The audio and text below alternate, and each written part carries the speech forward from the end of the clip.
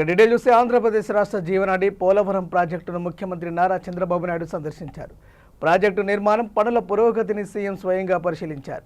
బుధవారం ఉదయం 10 గంటలకు ఉండవెల్లిలోని క్యాంపు కార్యాలయం నుంచి బయలుదేరిన సీఎం చంద్రబాబు నేరుగా పోలవరం వెళ్లారు.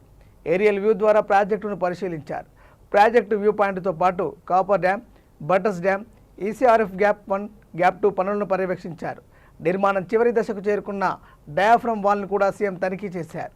అనంతరం ప్రాజెక్టు సైట్ వద్దనే అధికారులతో సమీక్ష నిర్వహించారు.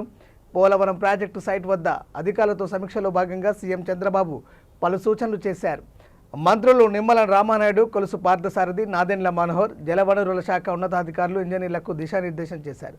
ప్రాజెక్టులో 87% మేర సివిల్ పనులు పూర్తయ్యాయని, గడువులోగా మిగతా పనులు పూర్తి చేయాలని సీఎం ఆదేశించారు.